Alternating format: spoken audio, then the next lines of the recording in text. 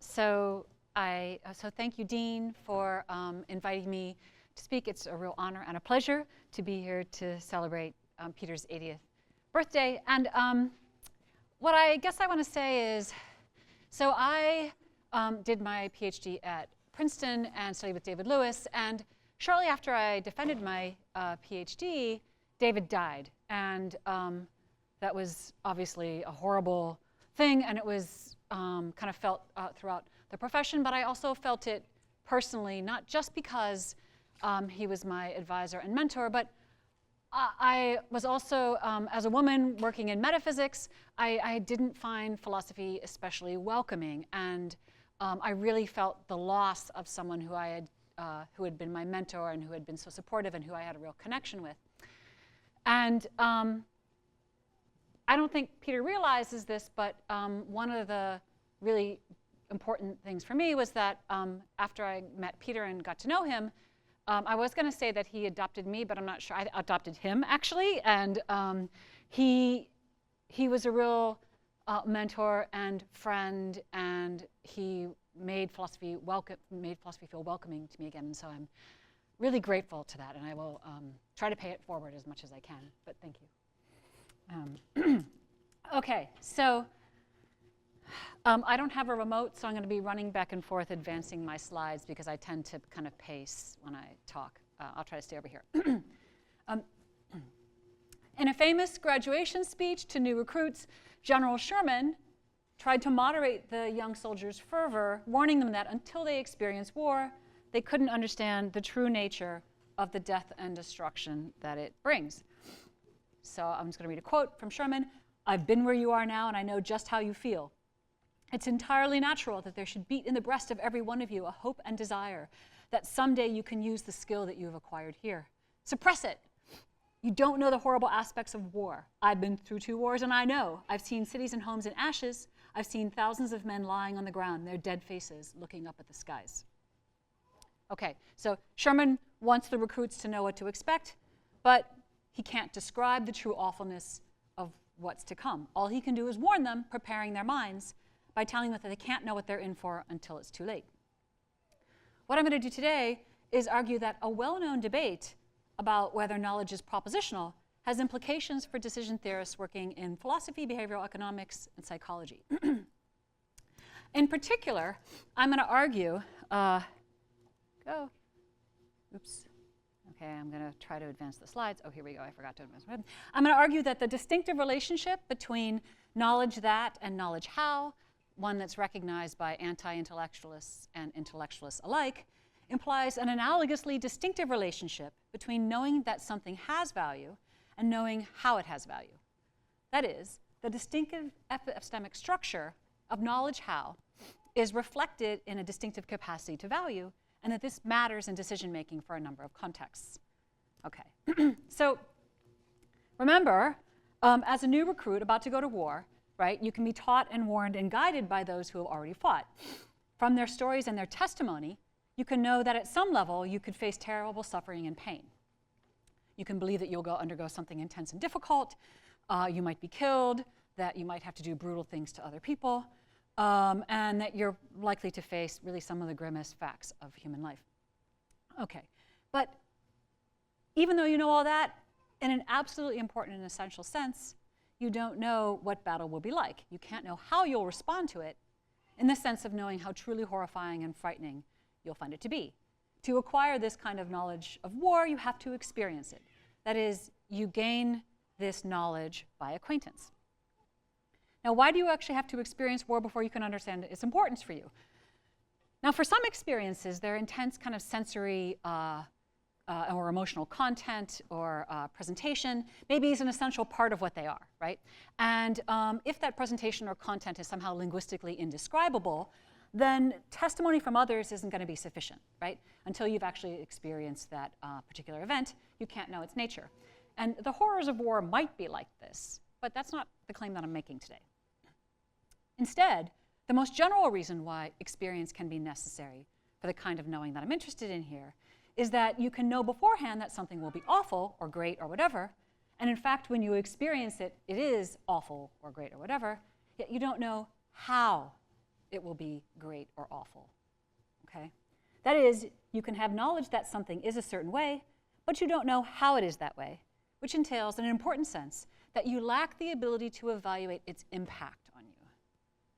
Okay, so I think this is strange, right? I think you can know, the fact that you can know something's testimony from others, and via this testimony, then you can know it has a certain value. Let's grant that. I might question that in other circumstances, but here I'm going to grant that. I still will say experience teaches you something new. Through acquaintance, experience makes the event real to you, bringing home the actual awfulness of it, if it's an awful event, and this changes how you understand its importance. So the thought is that knowing how to evaluate the event changes how you value it. And what's strange about this, at least for me, is I don't think there's an obvious conceptual connection between experiencing an event and appreciating its importance. Maybe there is. Like, I'd be interested if there was a conceptual connection, but right now I'm not holding that there is, right? Instead, I think it's an interesting psychological fact about us as human beings.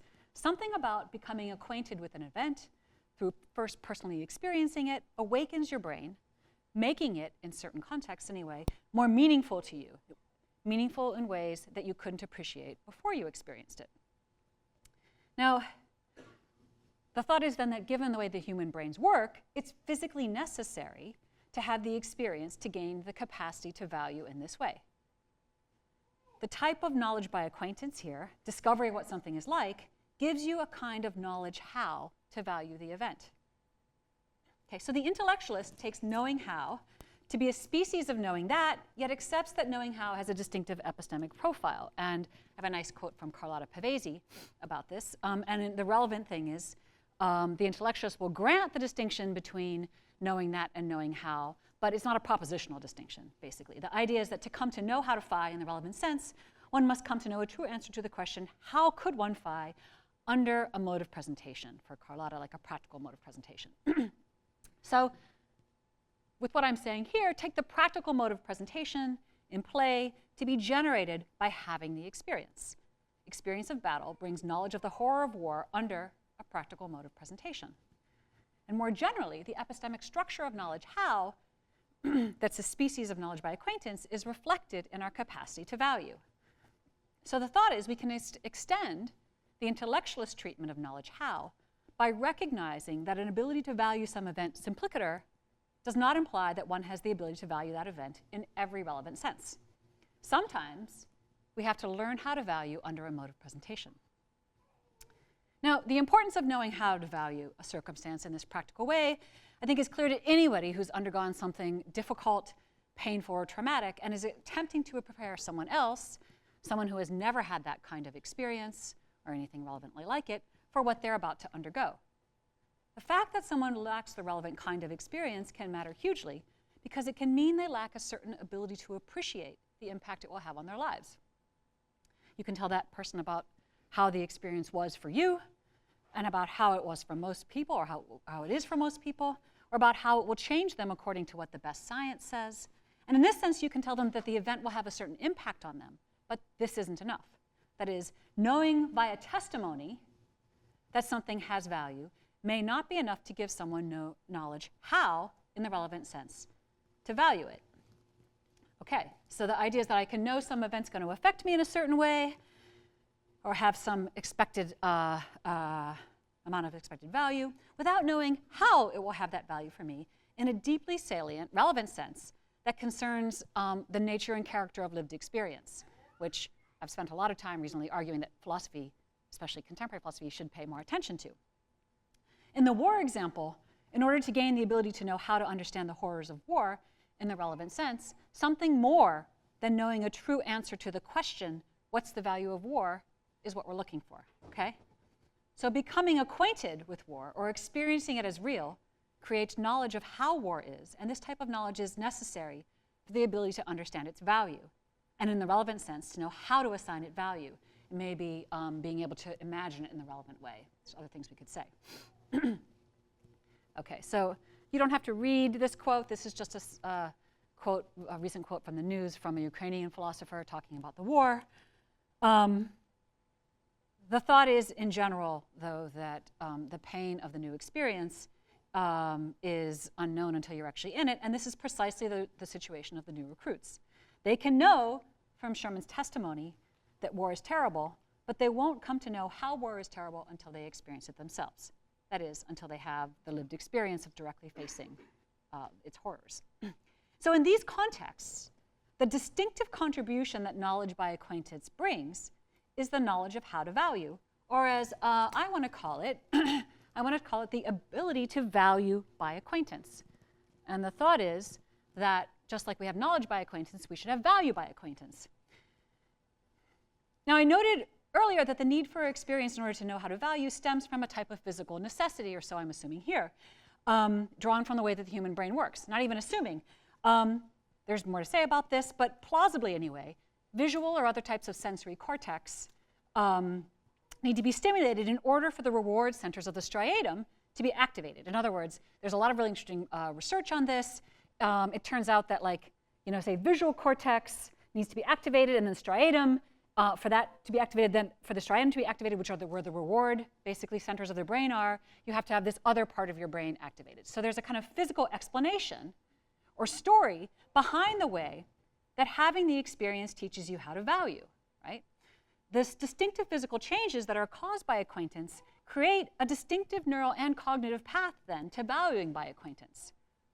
Now, I see this as functioning as a normative constraint, right? And here I'm drawing a bit on a distinction that Laurie makes between normative and descriptive decision theory, okay? Maybe I'm not using it maybe the way that she wants to, but I really like that distinction.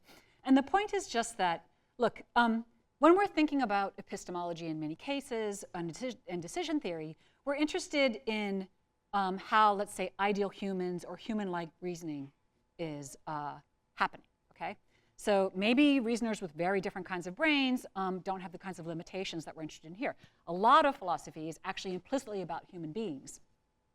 So while the fact that acquaintance is necessary to know how to value in this way could just be a physical fact about our brains, right, rather than some conceptual fact, it's still normative. It's still a philosophical issue, right? It's not merely a descriptive fact about how ordinary humans fall short of our ideal reasoning standards for human agents. Rather, it's a fact about how the bridge between knowledge how and knowledge and valuing is constructed in human and human-like agents. Related physical constraints underlie another more familiar cognitive phenomenon, the way that discovering a new phenomenal mode of presentation can change how we know. And a natural way to illustrate this cognitive orientation is to consider Molyneux's problem. And I'll just refresh your memory about Molyneux's problem. As Locke puts it, quote, suppose a man born blind and now adult and taught by his touch to distinguish between a cube and a sphere of the same metal and nighly of the same bigness, so as to tell when he felt one into other which is the cube, which the sphere. Suppose then the cube and the sphere placed on a table, and the blind man to be made to see. Quere whether, by his sight, before he touched them, he could now distinguish and tell which is the globe and which is the cube. Okay, so touching a cube versus seeing a cube are different ways of knowing the same geometric facts, or the same geometric shape, or the same geometric content. And so it seems like there should be stable content that translates across touch to vision. And you might think this seems right just because of the success that blind agents have in navigating the world in general, right? But it's not the whole story. It can't be the whole story. In some sense, what the blind person knows by touch has to be the same as what they know through vision. But in another sense, there's something missing. So intuitively, even if the geometrical nature of the shapes can be known through touch alone, without visual experience, a certain way of knowing them is inaccessible. When a blind person gains vision, the way they experience the world changes quite radically. If they aren't learning new facts when this happens, well then, what's being gained then by gaining vision, right? Like the intellectualist, presumably, right, who thinks that all knowledge is propositional, is going to hold that the blind person who knows the difference between the shapes knows, by touch, knows the difference between the shapes implicator, right? They know the shape of the cube, and they know the shape of the sphere, and they know these, knowing these geometric facts entails that they know the difference between the shapes. But if this is correct, then how will the intellectualist understand the epistemic changes involved when this person, upon gaining vision, discovers what it's like to see a cube and what it's like to see a sphere, and by extension, when they discover the visual difference. I think the natural solution here, right, is to regard discovering what it's like to see the cube and what it's like to see the sphere as learning how to represent these known geometric facts, but in a new way. So the blind person learns about the shapes under a new mode of presentation, the visual mode of presentation. This new way to know these old geometric facts brings a kind of cognitive reorientation. Okay, so let's go back to the new recruits then. So they don't know for themselves how war will be bad, but at least after hearing Sherman's speech, they have testimony, and they can make and plan their futures based on this testimony. Okay, yes, but of course things are not this straightforward, right? Even if the troops believe Sherman, they face a certain kind of cognitive problem. They are, in a certain way, cognitively disoriented. So recall, before they hear the speech, believing that war is glorious, they assign it a positive value. But when they hear the speech, let's assume they change their minds and they assign going to war a negative value.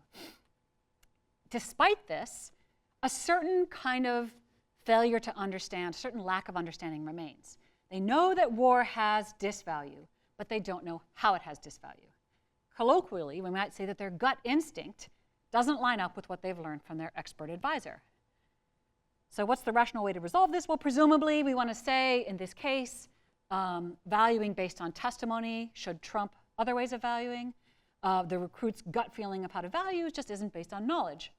And maybe the recruits, if they're sophisticated, they recognize this implicitly and assume they act rationally based on the knowledge that they've gained.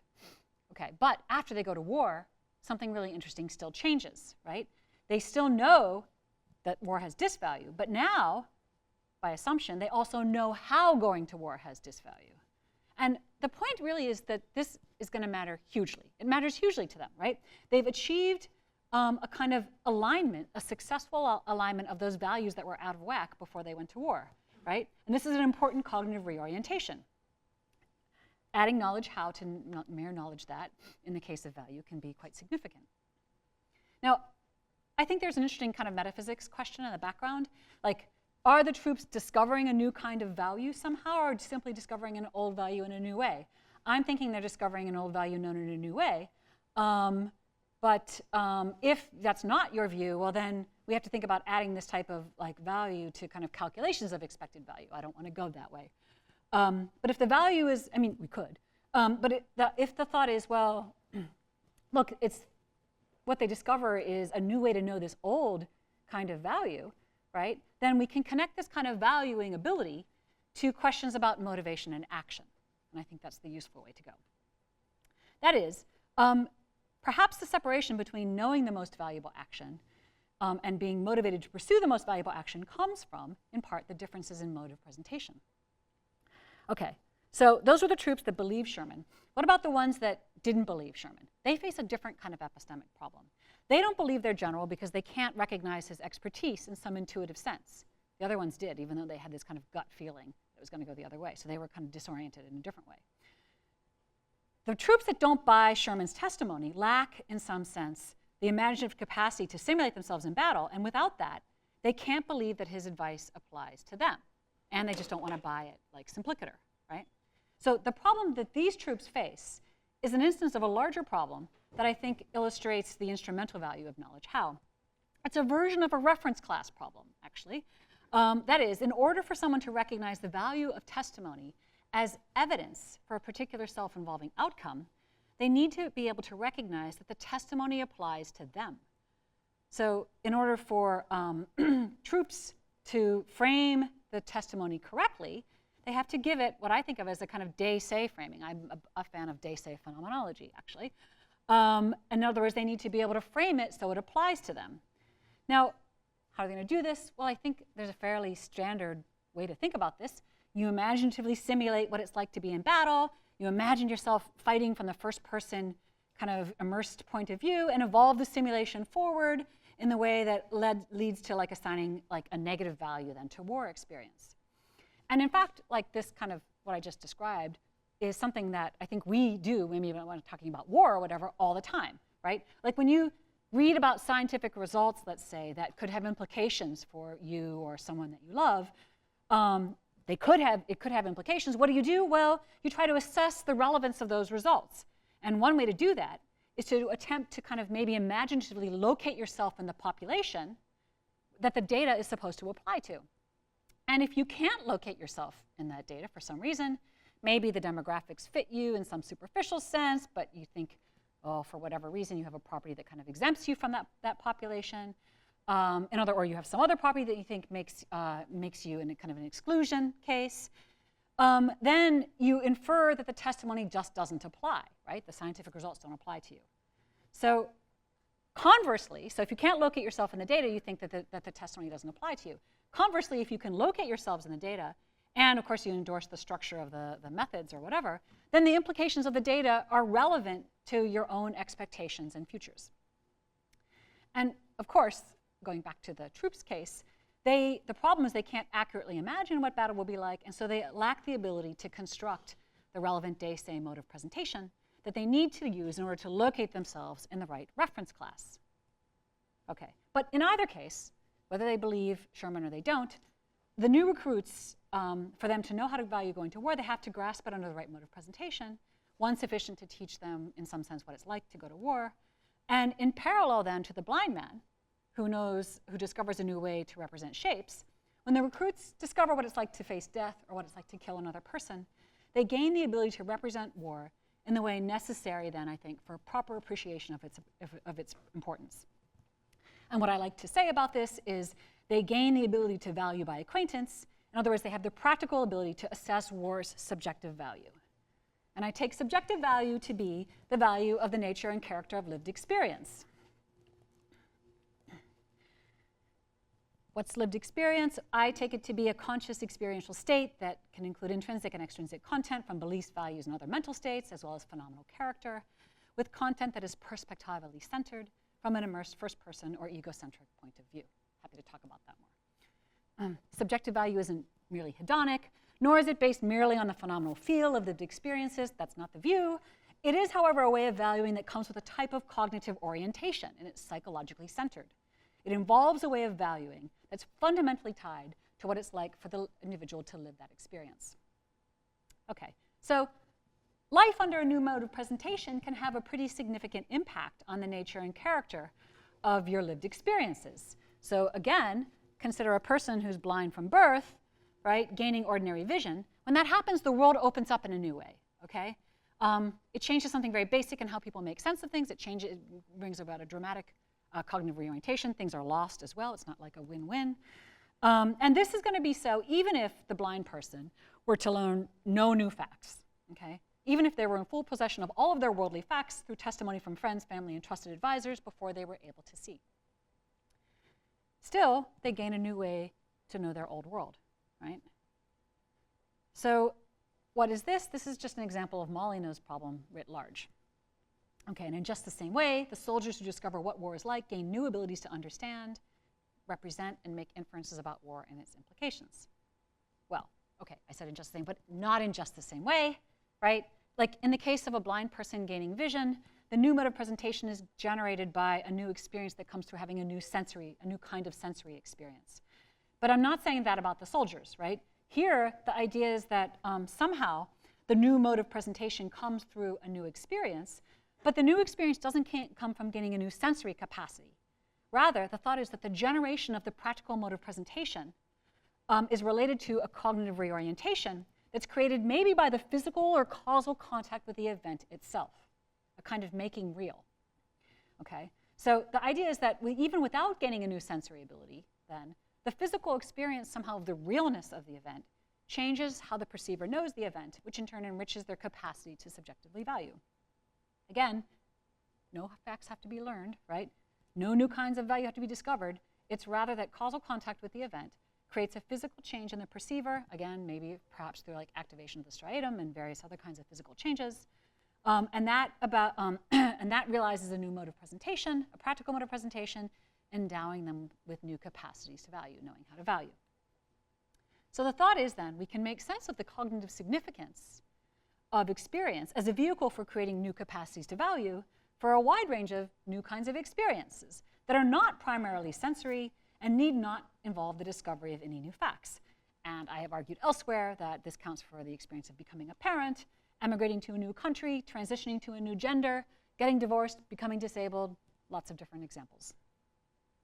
Now, the cognitive significance of this new kind of experience, as I understand it, arises then from one's cognitive reorientation to content that's known in other ways. And this could be known, known in other ways could include testimony, for example, or inference, but it's just understood differently, right? And the thought is that this reorientation, with giving one the capacity to assign value under subjective guides, has lots of applications. And what I'm going to do, so I've just the main point of the talk is to say that there's this kind of valuing by acquaintance that we need to recognize, that it has implications and lots of contexts that I think haven't been sufficiently appreciated. And now what I want to do is spend some time going through some of the applications. Some things I'm not going to talk about would be the relevance for like moral expertise, talk about maybe various kinds of questions about testimony, especially testimonial injustice, aesthetic judgments. But today, I'm going to talk about a couple of other things. And one of them I want to talk about briefly is temporal discounting. Okay, I don't have a pointer. What's temporal discounting? Temporal discounting concerns the way we change how we assess the value or disvalue depending on when something occurs. So you actually, everybody knows all about this, even if you don't know about it under this name. So a savvy department chair, I'm going to expose Karen's strategies here, will ask you to perform an onerous task in the distant future rather than the immediate present if you can get away with it. Why does they do that? Why would she do that? Because you're much more likely to agree to this negative task because if it's in the far future, because the true disvalue of the task does not become apparent until it actually looms like in your immediate future, like, oh no, you have to do it in an hour, okay? Or referees, like editors do this all the time, right? They know what they're doing, right? So, okay, so short life hack, if someone asked you to do something, imagine that they had asked you to do it like in the next hour and assigned a value based on that judgment rather than if it's 6 months in the future. Okay, so what the slides show here are, this is some stuff from behavioral economics.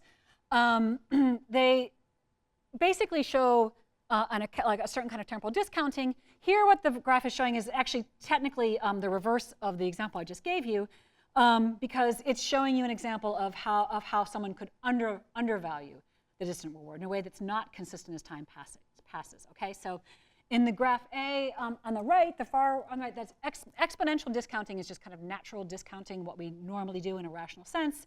The idea is that the decision maker has consistent preferences such that the ratio of the value of the two rewards is constant irrespective of how far away the options are in time. Okay, so it's fine to kind of disvalue or kind of discount future events. The point is that you need to be consistent about it. Okay.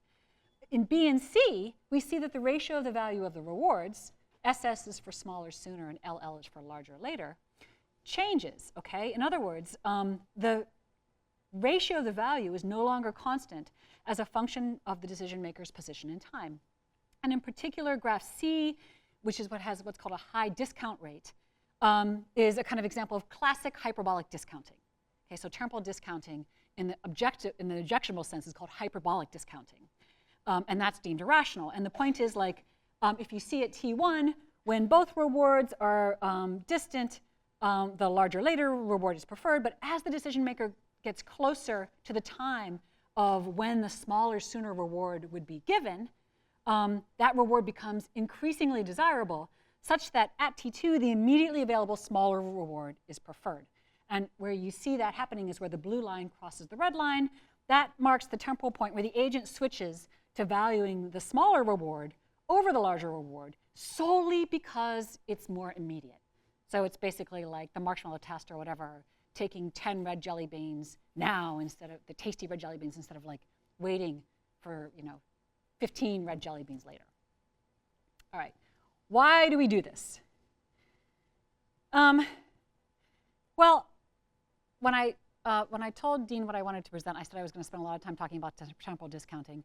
I'm not going to talk a lot about temporal discounting because I'm going to say some stuff now, but I'm still really thinking about this, and I just didn't have clear enough thoughts to spend the next whole half of a paper on it. So I'll make a few remarks. So the thought is, though, in brief, that discounting a future reward involves a failure to sufficiently appreciate its subjective value. The suggestion is that, like, when the reward is represented as being in the immediate future, it's represented from a first-person kind of experiential point of view. And this is what you need to kind of maximally appreciate its subjective value. So it's something about, like, the immediacy of the reward's presence. And as, however, the temporal distance between agent and reward increases, the agent's ability to assess its subjective value correspondingly decreases. Now, why would that happen? Like, why would an agent's ability to subjectively assess subjective value decrease with an increase in temporal distance? Well, because actually, psychologically, there are changes in the mode of presentation that are involved with changes in temporal distance. In particular, people naturally take a first-person or egocentric point of view when they represent receipt of an award in the immediate future.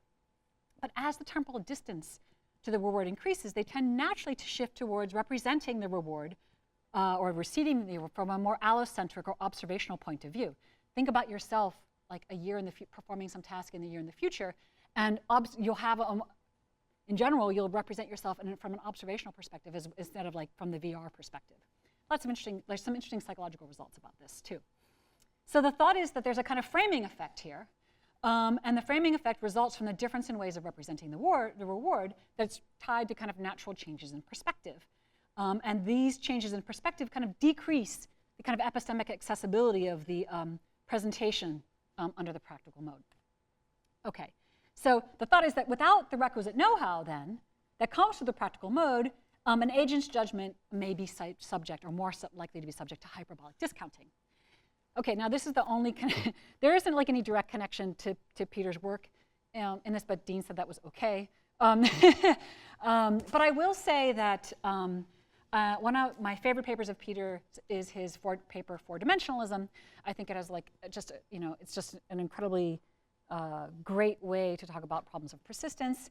And I do think that something about temporal discounting and hyperbolic discounting, there's something about how we think about persistence and three-dimensionalism in particular that's important here.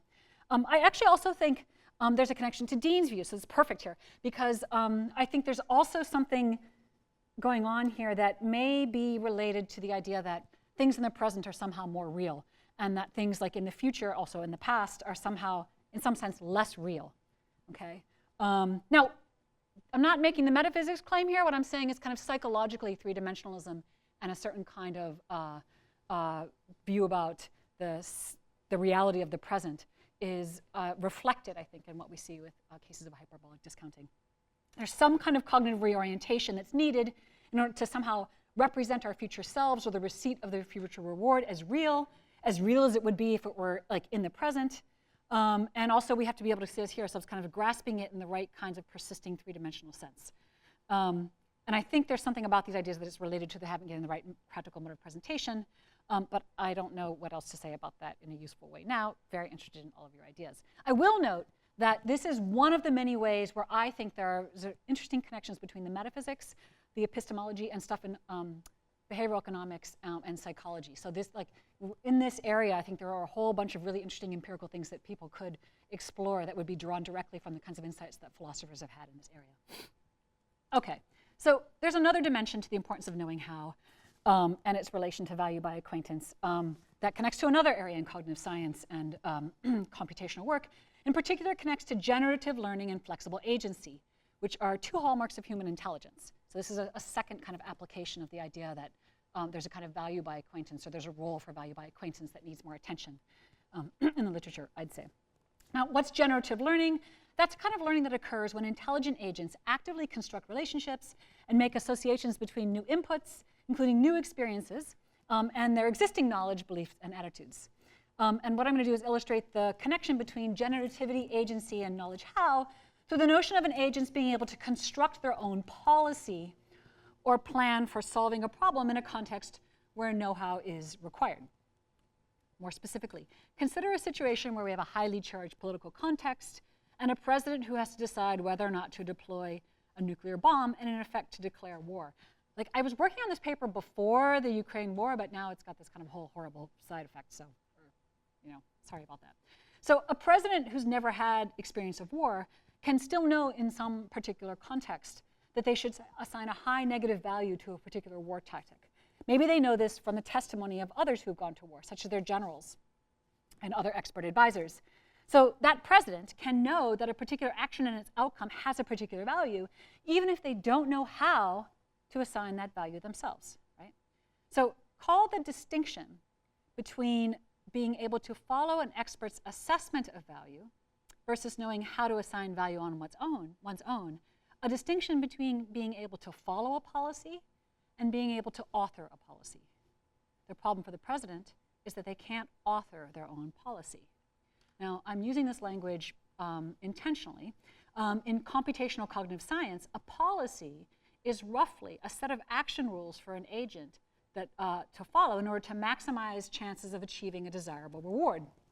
Just got a little, here's a little figure from a different paper of mine with some non-philosophers. And so here you can, the idea is this is just like a standard kind of partial representation of a policy of an account of how, like, we build little agents to kind of find reward, navigate mazes and find rewards. All of this is part of like thinking about certain kinds of Bayesian computation issues. Think of an agent playing a game such as a maze with a reward in the corner. Solving the problem is getting to the reward. The policy is the decision model the agent uses to get to the goal. First enter the maze, then turn left, then turn right. If they get to the goal, they have successfully followed the policy. A decision model here encodes values for actions related to the value of the reward, and in this sense, value judgments are built into a policy. We've got value functions and transition functions, other kinds of things I could talk about if you wanted. This is all very standard. This is kind of basically the dominant way of kind of capturing certain kinds of judgments in computational cog sci. So contrast solving a problem through following a policy that's been built for you by your engineer to a higher level cognitive task, designing the decision model in the first place. This corresponds to identifying the problem and setting up the policy that will solve it, which requires understanding the relative value of different action plans for different environments and different outcomes. This ability, right, is quite different from following a policy. This ability requires you to be able to author your own policy, which is an ability of an entirely different order than being merely able to follow a policy. Like a robot can follow, a coffee pot can follow a policy. That's actually what it does when you set it and it comes on in the morning or whatever, right? So the ability to author a policy makes an agent into a flexible problem solver. It endows an agent with the capacity to create new kinds of policies. That is, going back to what I was talking about earlier, it's generative. Because the agent can author a policy, they can generate new kinds of policies in new situations and choose between them without being told or instructed or programmed what to do. This ability is fundamentally elusive and highly prized in a wide range of contexts, not least in artificial intelligence contexts, where machines have been constructed with amazing capacities that exceed humans on many dimensions and yet cannot manage to frame, set up, and solve policies for environments that have not been anticipated for them and thus they were not designed for by their engineers. Okay? So in these contexts, the elusive ability is not about being able to follow rules or even about being able to execute tasks on a highly skilled, very quick, on a high level and very quickly, right? As long as the rules of the game have been properly defined and programmed, the machine is going to succeed, okay? And in fact, that's really the lesson of like AlphaGo and AlphaZero. Here's a photo of like AlphaGo, like beating Lee Sedol. AlphaGo and AlphaZero, and now MuZero, have beating the best human players at chess, shogi, and Go, et cetera, demonstrating really superhuman abilities in some sense that suggest that they're able to execute and represent patterns of play that humans can't even discover given like our limited computational resources. That said, they can do that, but they still lack something that's distinctive of human intelligence. And that's why there's all these issues like whatever, self-driving cars and far more, right? They lack the ability to flexibly and quickly respond to independent, unanticipated changes. Change the rules of the game, for example, like in chess, added more squares to the board or something, or changing the rules of capture for Go. If you do this, the machine's abilities to win will collapse immediately, right? Whereas human beings will adapt very quickly and learn how to play the new games with the new rules. Machines have to be reprogrammed, right? So this is a difference then in one's ability to respond to unanticipated changes. And it captures the difference between merely being able to follow the rules or merely being able to follow a policy versus having the ability to design the rules. In other words, having the ability to author a policy. As such, the ability to recognize that a policy needs to be changed and in response to design a new policy that involves a new kind of rule or a new kind of experience that is a response to new or surprising information that was not previously anticipated represents a clear line between current machine intelligence and human thought. That's the holy grail, actually. It's safe to say, in fact, that the development of the kind of flexible intelligence needed to author one's own policy in a surprising new context, that is to be able to set up and identify a new problem and be able to kind of replace one's policy with a new one that can solve a new problem, is the holy grail of machine artificial intelligence. Like, absolutely, that's where the money is. And I think, as such, it's something actually that epistemologists should be attending to, because it's related then also to our normative conception of intelligence, what's often called our universal concept of intelligence, universal intelligence. Okay, so my point here is that the focus on these abilities and their role in problem solving and machine learning connects directly to questions in normative decision theory concerning decision models that are apt for the types of reasoning that human agents engage in. I think there are many things that are going to be needed for developing a machine that would be able to reason and build policies in a flexible, human-like way. But in general, it's essential that any such reasoner be able to take into account everything that matters for the problem that we're asking it to set up and solve.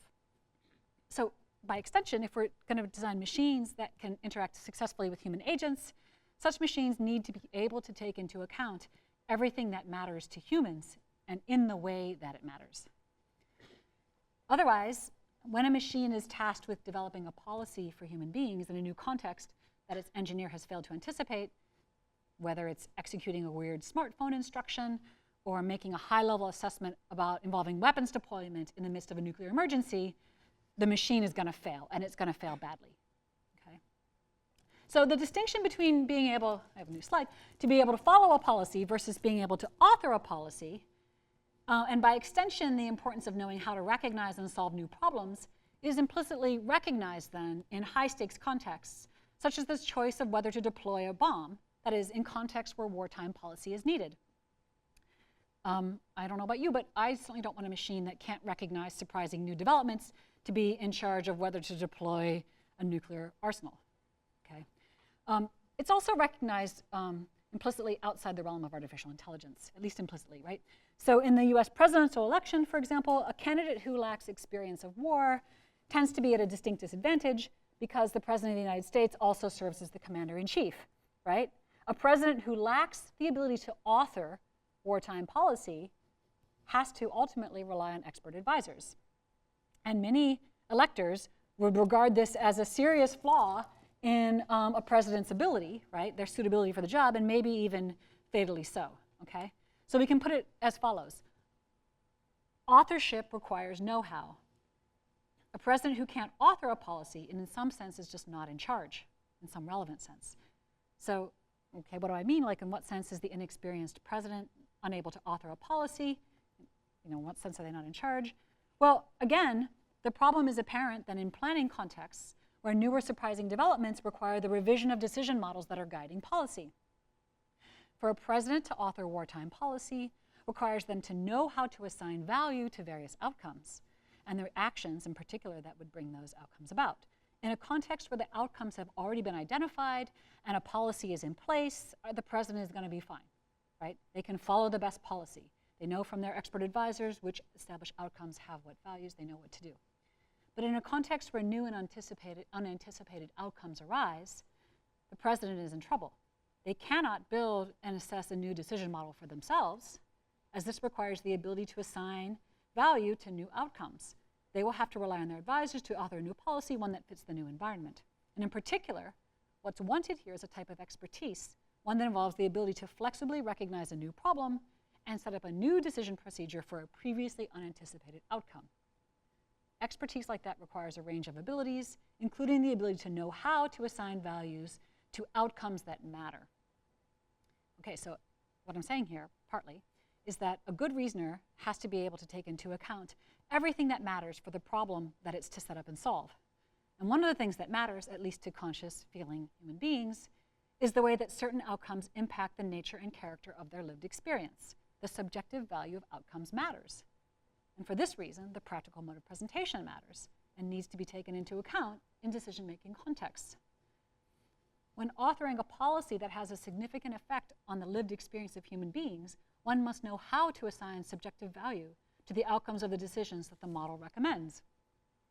The problem for the inexperienced president is that the electorate actually has an intuitive grasp of this, right? And so while the president can gather trusted advisors to help making policy, including wartime policy, many voters want the person with authority and power, the commander-in-chief, to understand what it's like or what it would be like for the people who experience the outcomes of their decisions. So a president has to make many choices, right? Difficult choices involving balancing the value of one outcome against another, where the choice is often amongst high-stakes competing outcomes. Expertise, flexibility, and generativity in such contexts requires knowing that outcomes have a certain value, but they also require knowing how these outcomes will impact the lived experience of those who must suffer their consequences. A president who can't appreciate the horrors of war lacks the kind of understanding needed to flexibly respond to kind of urgent wartime problems in times of great need, especially unanticipated problems. They're going to have to outsource their value assessment in order to govern well, and in a meaningful sense, then, they have to put others in charge. So I think the skeptical voters are right to think that an inexperienced president leaves something to be desired. Okay, I've been going for a little while, but I want to very briefly talk about transformative experience. Is that okay? Okay. All right, so my favorite topic, transformative experience. I can't remember, one of the talks was like, what if, oh yeah, Trenton said like, you know, your favorite like philosophical thing. Well, okay, so I'm with you. I like transformative experience.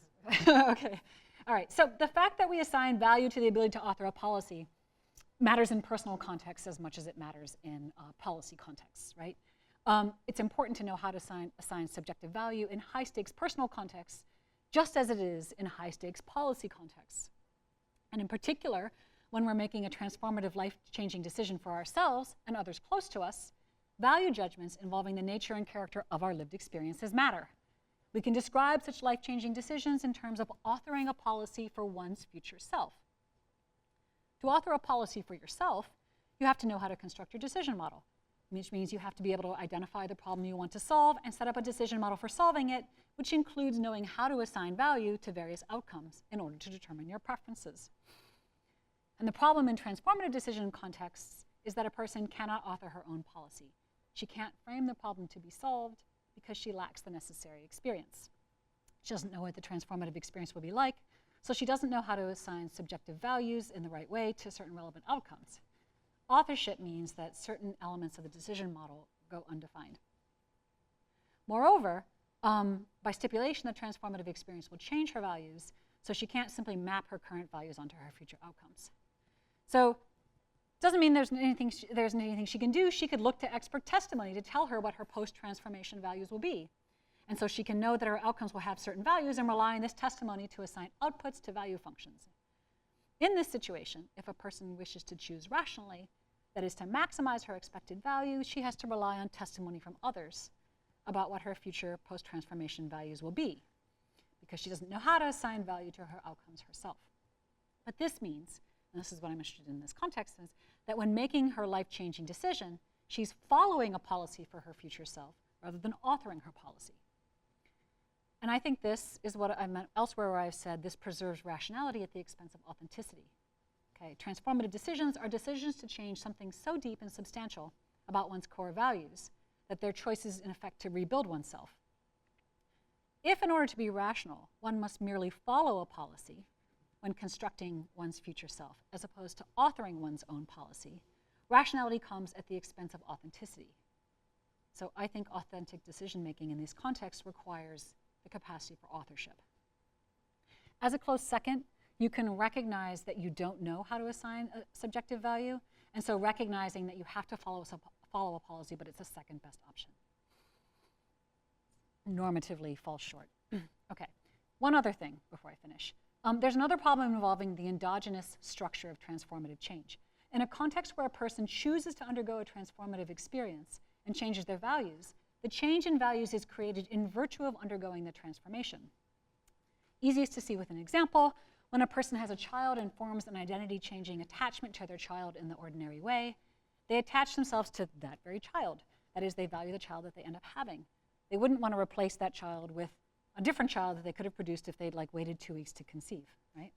And yet, if they had waited 2 weeks to conceive, they would then again value the very child that they ended up having. They wouldn't want to replace that child with a child they would have produced if they'd done things a little bit sooner, I guess 4 weeks rather than 2 weeks. I do know about the basics. So the point here is that the process of creating one's child endogenously creates the attachment and valuing of that very child.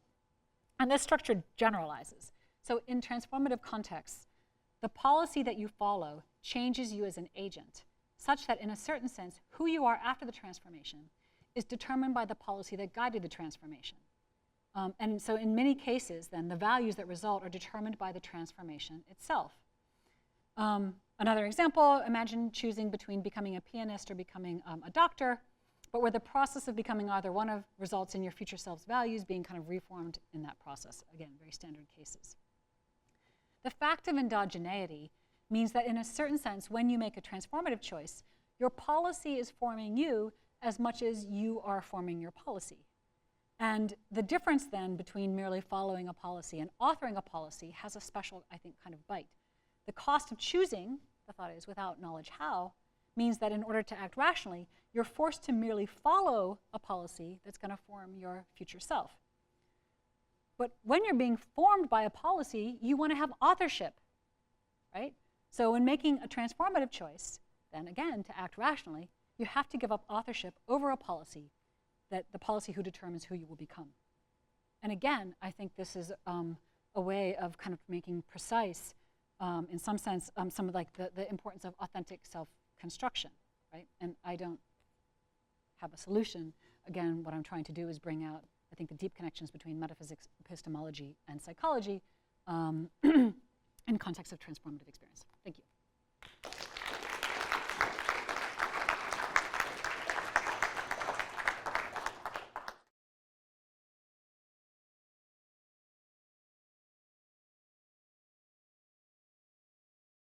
Thank you, Laurie. We tend to think of the kinds of experiences that you're describing phenomenologically in terms of sensory content, and I'm wondering how much representational content you wanted to claim are characteristic of such experiences that enables them to convey knowledge. I'm happy to say that the representational content, I'm not quite sure I understand the question, so let me say, only because I'm not sure I heard it quite right. I'm happy to say it's all about representational content, that conveys the knowledge. So earlier I said, well, maybe, and I don't know, it's partly an empirical question in some sense, but I said, well, maybe it's just a kind of weird fact about the human brain that you get the representational content, but when you experience, you might know all of it, but when you experience the event, something about how sensory cortex is activated then does something to the brain, giving us the capacity to assign value in the relevant way. So it sounds like there's going to be some kind of sensory presentation that has emotive valence, that, if I can sort of borrow some words to describe the emotional power of these kinds of experiences, which, in virtue of their emotional power, the strangeness, the extremism of the characteristic phenomenal content, that constitutes somehow a intentional, directed, contentful representation of the phenomenon producing the phenomenal experience. Maybe I'm making too much heavy weather of this, but it seems like you need either a very strong kind of non-conceptual content or conceptual content to these experiences that combine together visual and other sensory along with emotional subjective sensation. Yeah, I think you're making a stronger claim. I want to make. I mean, I'm open. I'm quite interested in this. I don't know how the knowledge how is generated. I don't know exactly what it is that creates the practical mode of presentation. It could be something like you described, but it could be actually something, as again, that's what I'm saying, could be something as basic as, look, you just have to have some kind of sensory contact. Now, maybe not even something that's emotional. That wouldn't need a lot of Well, heavy weather. and that's my point. So, like, the thought is that maybe the heavy stuff is there. I don't know, but I'm not even arguing for that. I'm saying, actually, given a lot of stuff we know about how we assign value, like neurologically, there's this really interesting fact about the way the brain works. And you might have thought, oh, that's just a descriptive thing, but it's not, given the thought that we're interested in basically human agents and human reasoners. Even if they're idle-human reasoners, they have brains. And it's just this really interesting fact about us that we can't appreciate the value of certain outcomes without the right kind of experience. Say if I could just say one more thing. So it seems to me you need more than a mere causal chain from external stimuli to a certain kind of difference in behavior, right, for your epistemic claims to work. Yeah, that's the part I don't understand, because I'm just talking about, like, I think that the distinction between knowledge that and knowledge how is a standard distinction. You could reject it. That's a very strong claim.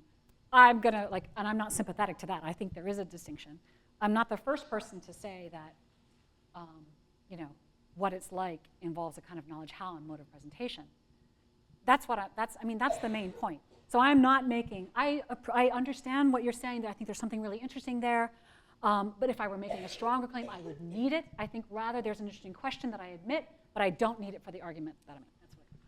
Question about you using the Molyneux problem as a model for the kind of knowledge that is acquired by a soldier when they first go into battle, and something like that. I wonder if there isn't a difference between the two cases that sort of unfits the Molyneux example for being a model there. So, I mean, suppose you're giving, I'm blind, and you had me handle the cube and the sphere, and then they're on the table before me, and then my sight is restored. Now, you were conducting the experiment. Now, what do you say to me? I say, which is the cube and which is the sphere? Yeah, Or I say, is this the cube? And I suppose I say, which? What which? I've just got this strange new experience. I don't see any, sorry, I don't mean to say see. Right. I'm not experiencing any objects that I know of. So the whole thing with a whole new mode of sensory perception that is as significant as the first experience of battle, presumably, is. It's not like getting a whole new mode of perception. I mean, it's always been a sort of pet peeve of mine when people talk about the Molyneux problem, that they take it for granted that the person with the sight is going to be aware of two objects, and the only question is which is the cube and which is the sphere. I agree with that. Yeah, This is like one of those things that just gets harder the more that I think about it. I'm perfectly satisfied with saying, like, all of a sudden having this kind of new mode of presentation is going to create the kind of cognitive reorientation or orientation that I want. I was really just trying to be kind of a bit more conservative, like to say, look, you know, even if you thought you were supposed to know everything and you were going to just elide this issue, there's a cognitive reorientation that happens. So I take the point. So I think I agree with, like, almost all of the just phenomenon that you're identifying. I think I agree with that. And it seems plausible to me to say that, like, you know, we need some sort of experience, whether or not it's direct experience or like powerful testimony or something like that, to somehow to lock into place the value of something. I'm thinking, though, that there might be a more simple explanation that doesn't appeal to, that just as a matter of fact doesn't appeal to, like, knowledge how, or even anything particular like the modes of presentation that you're talking about. I was thinking about this notion of like grasping, just more generally, that people like Bourget talk about, right? So like one example that he gives is like you can grasp, you can understand or know that smoking is bad, right? But until like your friend starts to have health effects, you don't really grasp it. And it seems like what's happening there doesn't involve you gaining, it has practical consequences, but you don't need to appeal to those practical consequences to say that, no, you just grasp this thing in a way that you didn't beforehand. And it seems like you could just use that sort of explanation to account for many of the things, like the examples that you're giving here, maybe the war ones, where like, in one case you know that war is bad, like really, really bad, and then you experience war and you just have a better grasp of it. And we don't obviously need to appeal to any of these, practical considerations. And I was wondering what you would think about that explanation. I'm not opposed to grasping. The problem is that's just, what is it? Sure. And, Yeah. and so you can see maybe some of what I'm doing as, sorry, I'm not managing the microphone very well.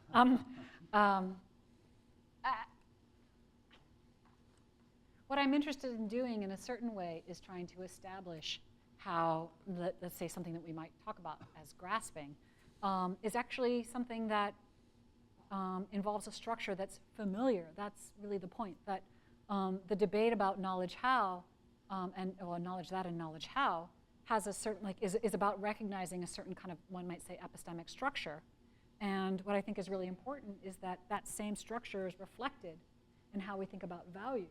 And then when we see that, we realize, for me anyway, I think that that kind of extends the kind of the discussion in epistemology, then connects it to a whole bunch of other contexts. So we could call it grasping if you like, but then I think the connection to the epistemology and the debate about propositional knowledge is a lot less clear.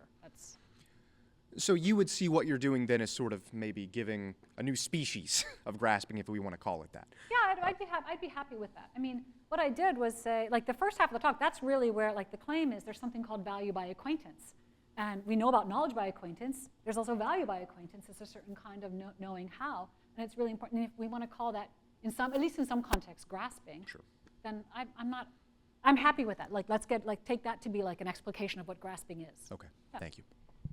Amir. So I have a very quick question. So you said that this practical mode of presentation gives us the knowledge of old value, but in a new way. Mm-hmm. So I just want you to know how you think about a Mary type situation, where this person has all descriptive knowledge, right? Mm-hmm. So she has all descriptive knowledge and almost no knowledge by acquaintance, right? And she's a very good moral thinker. She's like a Kant thinker. She does excellent a priori value thinking. Mm-hmm. So does she know all moral truths or not, in your view? Well, it depends on if you think certain kinds of color. I don't think of morality as necessarily being related to color, so we'd have to kind of cook up something. Yes, because that's the point, right? Yes. So yeah. So if there are moral truths that are connected to knowing what it's like to see color, then she doesn't know all the moral truths. But I'm not sure that might be the suspect premise. No, but let's say that she knows all the descriptive truths. She knows, it's not the Mary in the sense she knows the colors, but she just she reads about all stuff. But the question is that, she's like Kant. She does a priori thinking. But then, but if that, can she know the old values, all the No, so her value theory would be extensionally, at least, correct? Yeah, I would say no. So here's the way that I want to understand. Let's say that I'm going to say Mary doesn't know what it's like to see red or to see color. So there's a certain kind of knowledge how that she lacks. Okay, she doesn't know how to imagine things in the right way and appreciate their importance. Now let's say she's making a decision whether someone who's colorblind should have difficult surgery or something. There's a sense in which she lacks a certain kind of moral expertise. So yeah, she lacks. It's just all I'm saying is we have to be kind of precise about what kind of moral expertise she lacks. Yeah. Oh, yeah, so I want to ask something which I am sure you must have been asked before. And it's the sort of what if we take things to extremes kind of question. So what I have in mind is if you require certain experiences to be able to create good policies, you know, how far does that go? So do we require judges to have tried out murder before? Yeah, yeah. No, I that's know, fair. I'm sure you've heard this question before. I'm just kind of curious what the story you want to tell is there. Actually, I mean, I haven't necessarily, this is a new paper, and so, I'm not saying that it isn't okay to rely on expert advisors, right? I'm just saying that there's something like, that's right, the judge that hasn't actually committed murder, hasn't faced the tribunal or whatever, but there's something that they lack. Maybe, I'm not, practical. No, we should not be expecting them to kind of perform this test. That would be stupid, obviously. It's more like, in the ideal world, this is why virtual reality is so important in lots of contexts, because in my view, having the immersive experience that you get with VR can endow you with, in many cases, the relevant kinds of practical capacities, right? So we might say, well, that judge shouldn't actually commit murder, but maybe they should spend some time, they should understand what it's like to be in jail. Maybe they should have a kind of sense of the kinds of conditions that the defendant has experienced before they sign. That makes sense to me, right? So the problem isn't that it isn't valuable to have that kind of knowledge how. The problem is that there would be consequences by expecting people to have certain kinds of relevant experiences, and we don't want to do that. Can I follow up quickly?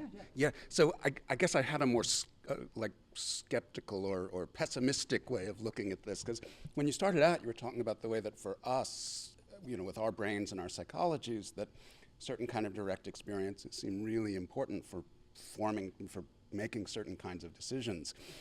I was looking at this seems like a weakness in us in certain ways. Wouldn't we prefer it if we didn't have to experience all these horrible things before we had a full perspective on what was going on? Yeah, I think that's fair. I think it's fair it is a weakness. This is why, again, at the end, I'm like, look, because we have to adopt this pose of a certain kind of epistemic humility, we have to choose sometimes between acting in accordance with what is rationally demanded of us, and acting in a suitably knowledgeable way. So I'm happy to say that it is a weakness. I think that's a really nice point. Great, thanks. That was enjoyable. And I think you largely answered my question just now in response to Michael, but I'm going to say it anyway, because why not? No, just because there was this bit in the middle that surprised me, and my question was going to be kind of just a clarifying question of, did you mean to say X? And I think, given what you said in response to Michael, the answer is no. So I just want to call attention to what I thought I heard you say. So the bit that surprised me was, at one point I thought I heard you say that the ability to value by acquaintance is generated by causal contact with certain events themselves that lead to this cognitive reorientation, activity in the striatum, and insert some neuroscience here. And you said something, and I thought you said that, not only are you learning no new facts, that there's no new sensory data, and you said something about the contact with the realness of the event itself.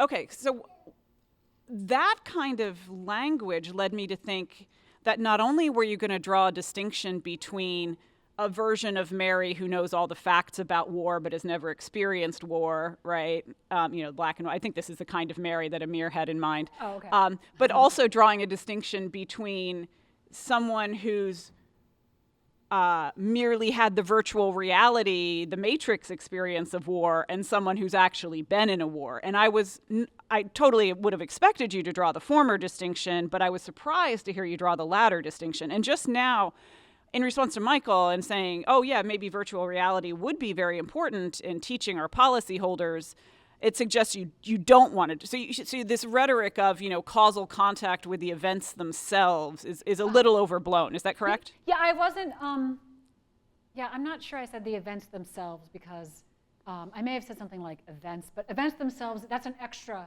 ontological that I would not. Okay, yeah. So my question was, did you want to draw that distinction? And I think the answer is no. Okay. No, but there is something weird and here that just going back to Alex's question, what I'm trying to say here is that obviously,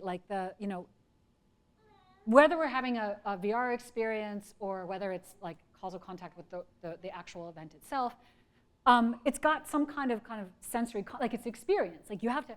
But what I'm but I think is actually driving the change in valuing capacity doesn't have to do necessarily with, like, let's say there is content to, sensory content. I mean, that's a questionable thing to say, but let's say there were. It's not necessarily about that.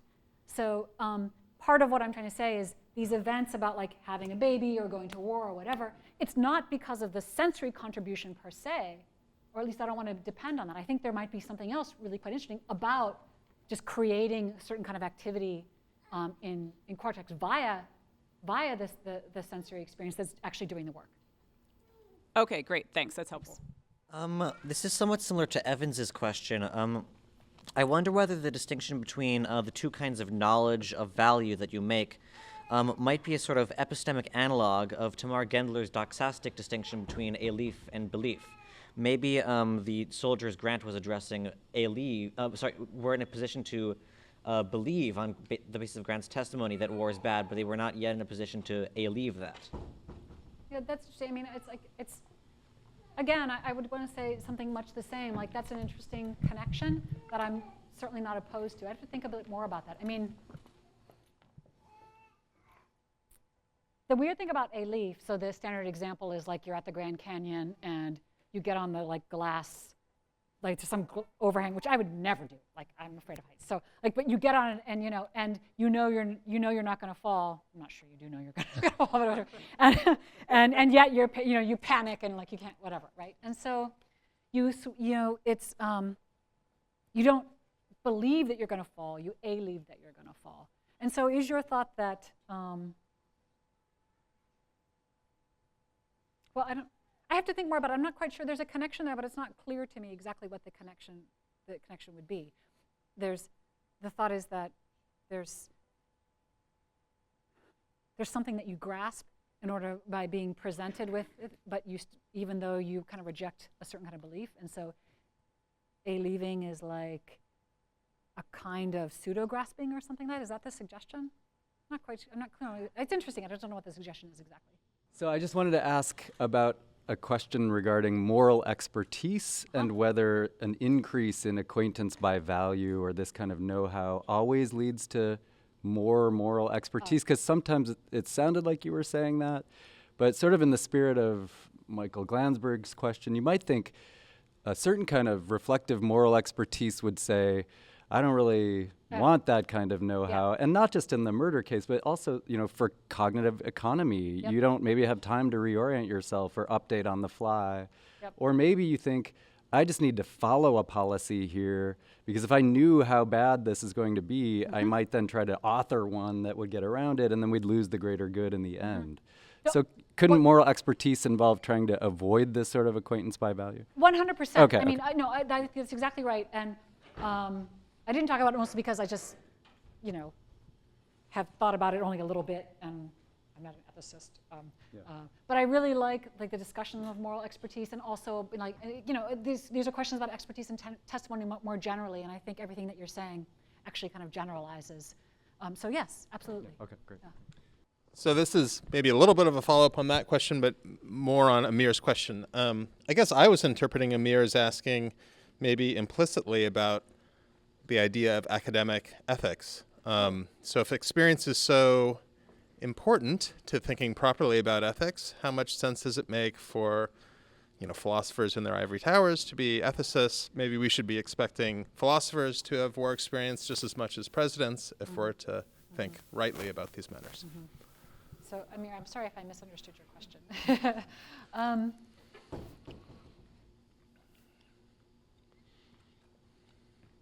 I mean, obviously, I don't think the philosophers have to have expertise.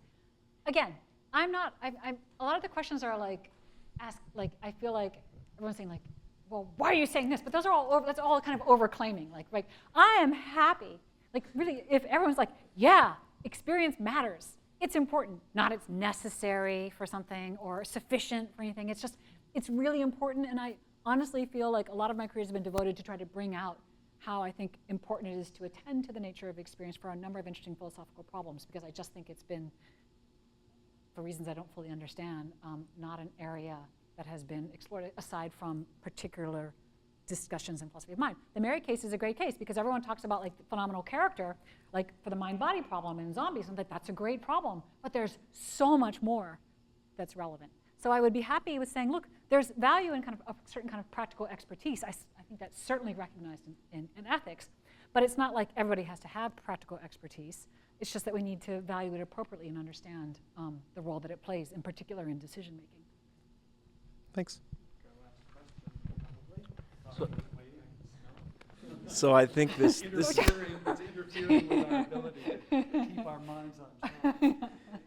this is just like a small thought, but I think it's I think there's something here. So I agree with you about the experience, but I wonder if experience alone isn't enough to give you the right kind of insight. And so I got thinking about this in your exchange with Karen about going to war in the Matrix. And I think probably going to war in the Matrix is as good as going to war or as bad in terms of what you learn. But I think that's because you don't know you're in the Matrix. Yeah. Whereas I think if we had this really great, accurate, crazy virtual reality machine, or if we had the Matrix, like, hey, Trenton, you want to hop in the Matrix and go to war there, I think that would be very different from going to war in the Matrix and not knowing you're in the Matrix, you know? So I think one of the ways in which the virtual reality isn't as good, and it's not that you need, Karen, I'm not saying you need to have contact with the actual events causally, but I think you have to believe things like, I could die. So I just want to throw that in there. So it's not just the experiences you have, but certain beliefs you have about your own fragility and about the value of what's happening. Real people are dying around me and so on. No, So I just want to add that. No, that's right. And just to add, like, this is why there are all kinds of interesting issues about, for example, trying to understand the experience of others when you know you're in it. Like, there's actually some quite interesting research about how bad we are. We think we're learning about people who are, say, disabled or living in very different kinds of circumstances, maybe by having a VR experience. And in fact, most of the time, it's worse. It's worse than actually just being ignorant. Just to go back to like what Andrew was saying, for a lot of these reasons. So yes, thanks. All right, thank you very much.